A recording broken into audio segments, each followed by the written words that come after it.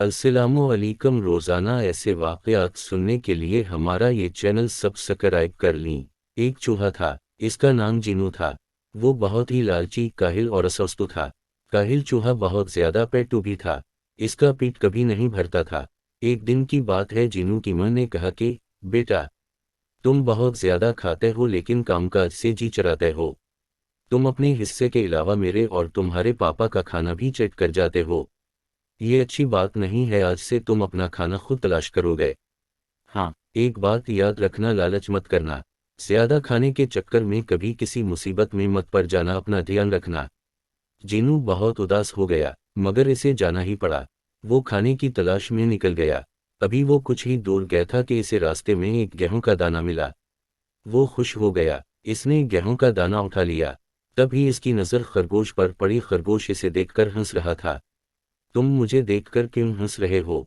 जीनू ने खरगोश से पूछा। मैं तो तुम्हारी बेवकूफ़ी पर हंस रहा हूँ। अरे, एक किसान की बैलगाड़ी यहाँ से गुजरी है। थोड़ा और आगे जाओ, तुम्हें गेहूं की बाली मिल जाएगी। खरगोश की बातें सुनकर जीनू के मुंह में पानी भर आया। वो झट से आगे बढ़ गया। इसकी नज़र गेहूं की बाली पर पड़ी।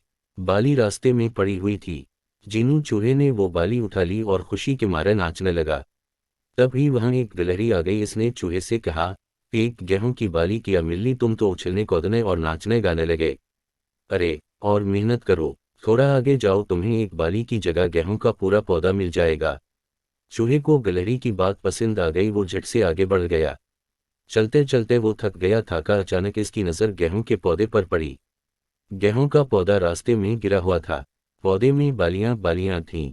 जीनू खुशी के मारे उछलने कूदने लगा। गेहूं के पौधे को देखकर जीनू ने अपने आप से कहा, वाह, क्या मजा आ गया, अब तो पेट खूब भर ही जाएगा।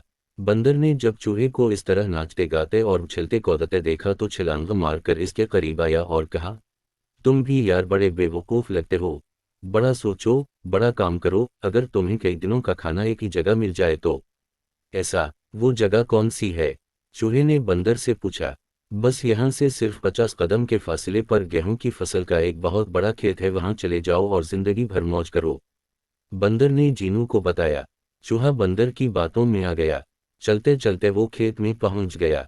खेत में गेहूं की लहलहाती फसल को देखकर चूहे की खुशी का कोई ठिकाना न रहा। इसने आओ देखा ना ताओ, दौड़ता भागता गेहूं की बालियों पर टूट पड़ा। अभी इसने दो चार दाने ही गेहूं के खाए थे कि तभी वो एक फुनकार सुनकर डर गया। एक सांपा अपना फन फैलाए हुए बैठा हुआ था। चूहा डर के मारे कांपने लगा। इसे अपनी मौत नजर आने लगी। सांप की फुनकार सुनकर चूहे ने अपनी आंखें बंद कर लीं। अचानक एक नेवला कहीं से दौड़ता हुआ आया और इसने सांप पर हमला बोल दिया और इसे दबोच कर अधमरा कर डाला। जीनू चूहा बाल बाल बच गया।